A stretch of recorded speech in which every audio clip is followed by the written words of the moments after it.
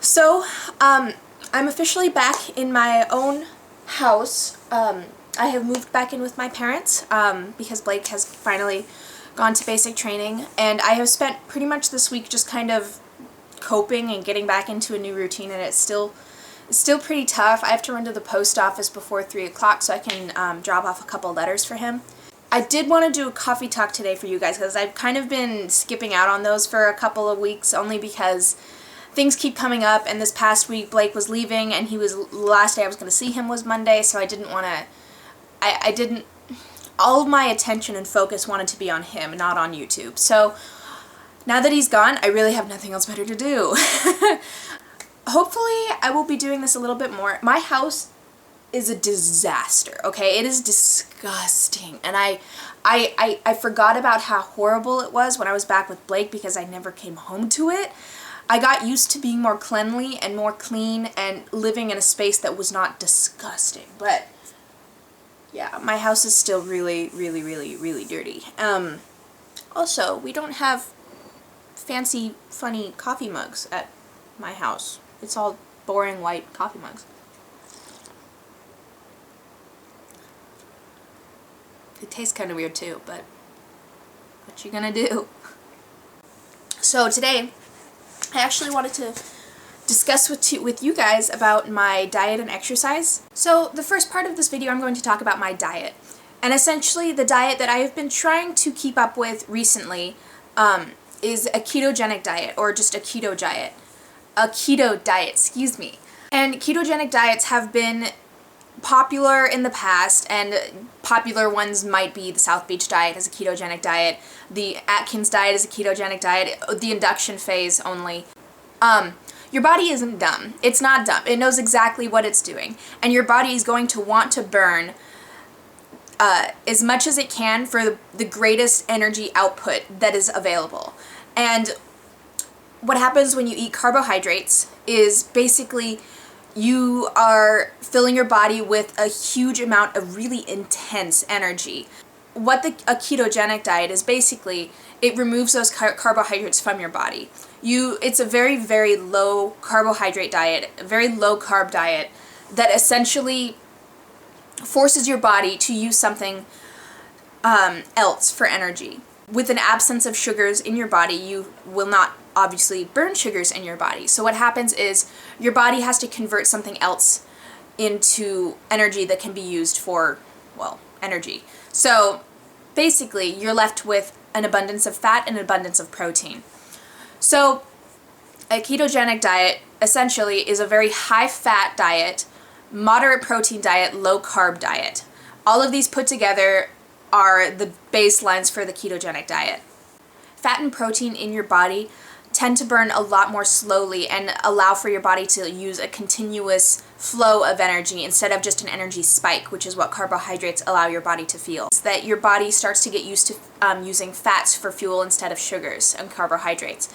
And when that happens, you will find a kind of a new an energy source that you didn't even realize was possible. You'll feel this feeling that allows you to work out and allows you to do a lot of stuff with a greater amount of time. On the keto diet, I don't feel tired as much because I have a continuous flow of energy going throughout my body. When I eat carbohydrates, however, I feel energized for a little bit, but then I crash because it's a sugar rush. The carbohydrates turn into sugar in your body, and it causes you to crash once that sugar is depleted. Now, obviously, you're probably watching this and you're thinking, well, wait, so a high-fat diet, moderate protein diet, low-carb diet, that means you're going to be eating a ton of meat. You're going to be eating lots of meat. You're going to be eating lots of salmon, seafood, bacon. Bacon is a staple in this diet. Everyone loves bacon. So you're eating a lot of bacon. You're eating a lot of butter. You're eating a lot of stuff that traditionally we have been taught is really not good for you, is really not good for your body. And I have noticed that a lot of people seem to think that if I eat all this bacon and all this butter and all these vegetables with butter drizzled on top of them and cheese and eggs and omelets and all of this stuff that sound pretty disastrous for your body, that you're going to end up with heart disease and you're going to die and you're going to go to heart attack. But if you do the research, you'll notice that there is not a single study out there that links cholesterol with heart disease. So in this diet, you're obviously going to be eating a lot more cholesterol, but there is no link out there that, links the two together. Instead, there's a lot of correlations, because typically when you're eating a lot of higher cholesterol, then you're also eating an abundance of everything else. You're just kind of going overboard. And that is portrayed well in these studies, in the sense that if you have high cholesterol, then you're probably eating high fat, high carb, high protein. You're probably eating a large amount of everything. And that's what's leading to heart disease and, high blood pressure and all of that jazz. So, a typical meal for me on the ketogenic diet is essentially, I'll wake up, I'll have a cup of coffee, because there's pretty much nothing in coffee. It's very low calorie, very low, pretty much of anything. It has a little bit of fiber, which, by the way, fiber in the United States at least, kind of is added onto your carbohydrate count for the day. However, I don't count fiber at all, because fiber is a lot different than your typical sugar rush carbohydrate. I don't count it toward my carbs for the day, and I tend to stay under 50 grams of carbohydrates per day. Sometimes I will be even less than that, and I will try to stay under 20 grams of carbohydrates a day. Cup of coffee with half and half, or an artificial, coffee creamer of some sort. I'm not quite to the point where I can drink black coffee yet, but I would like to get there. Who's texting me? Okay. And then I'm not a big breakfast eater, and I know that I should be, but if I'm still hungry after I drink my cup of coffee, then I will end up eating 2 or 3 slices of bacon. I can eat eggs with a cheese sprinkled all over them, your typical home-style meal.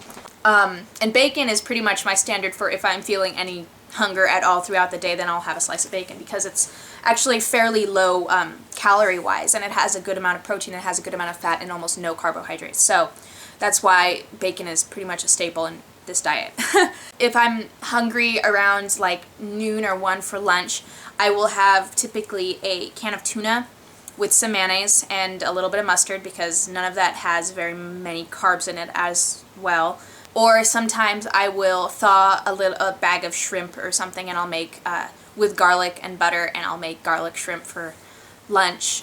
Now for dinner you can have just about any meat. You can have a steak. You can have a hamburger without the bun. You can go to a fast food restaurant and have anything off the menu that is not breaded and doesn't have croutons and doesn't have a bun. So last night I went to Wendy's and I got a double cheeseburger wrapped in lettuce instead of with a bun, and picked off the pickles and picked off the tomatoes.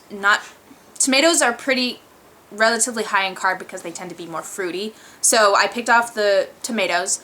I picked off the pickles just because I don't like them warm on a burger. I feel like pickles should be cold and crunchy. And I got a fork and a knife, and I just kind of, ate it. It was delicious. It's so good because you got your protein, you got your fat, and you have just about everything you need in that little dish. So really you just have to keep in mind that if you are on this diet, you just have to watch your your carbs, basically. And you can do that easily by using like the MyFitnessPal app on your phone or online or something. And it's very simple to use, and you can adjust the levels for which you want your nutrients. Feel free to message me or comment down below if you have any questions about this diet whatsoever, and I will be welcome to answer any questions that you have. For my exercise routine, it does vary day to day. I typically kind of just go to the gym and do whatever I feel like doing.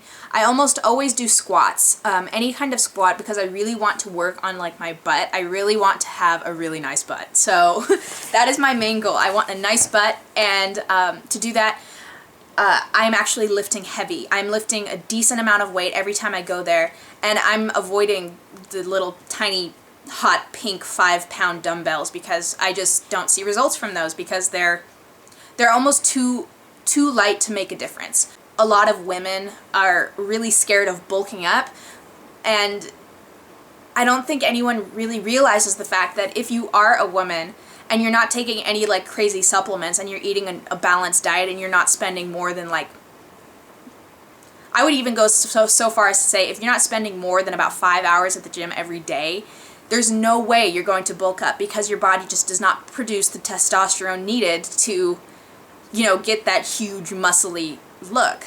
So I lift heavy. I try to lift as heavy as I can and do between 5 and 8 reps of every exercise that I'm doing. So for what was I lift? I'm still kind of getting into it, so I'm trying to think what I'm lifting at exactly. For squats, I'm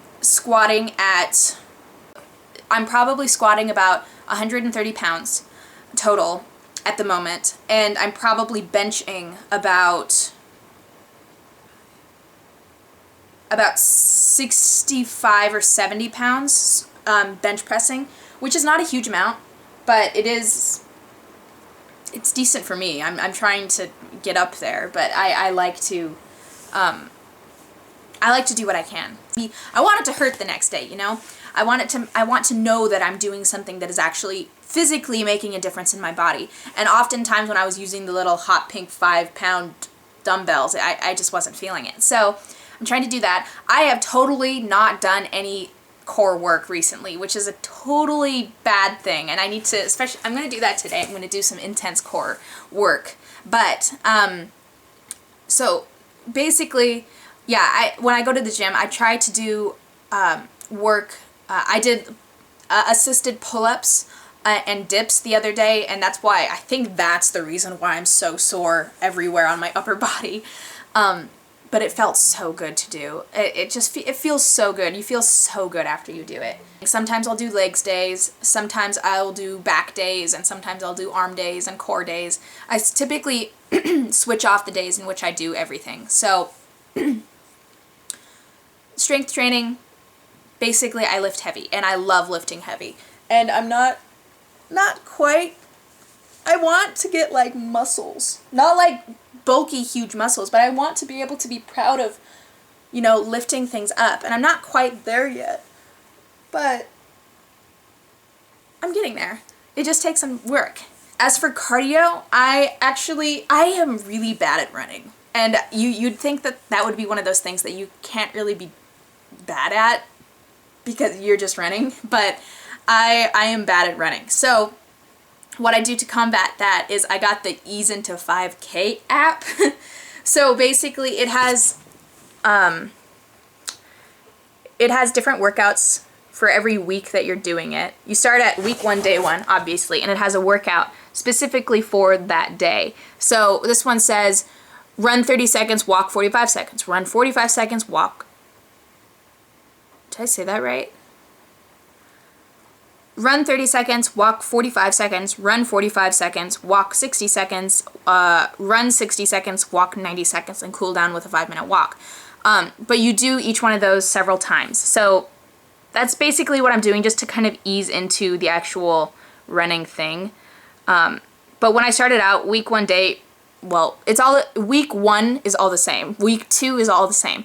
So week 1 was a little bit easy for me. So I decided to start with week 2. And it just goes on from there. So now I'm on week 3, day 2, right? Yeah. Which is run 3 minutes, walk 2 minutes, run 90 seconds, walk 2 minutes. And you do that several times. And it just gets your heart rate up, and it makes you feel really, really good. So that's basically it. It warns you, if you have your headphones in, you can listen to your own music while you're doing this as well. So I press go, start over. Okay, and then I press start.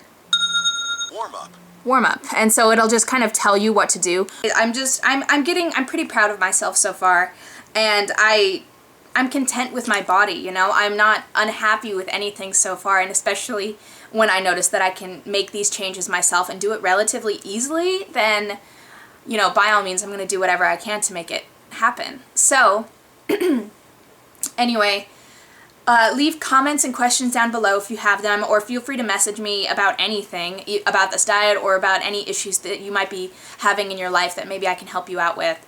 And I hope you guys enjoyed this coffee talk, and I will talk to you soon. Bye.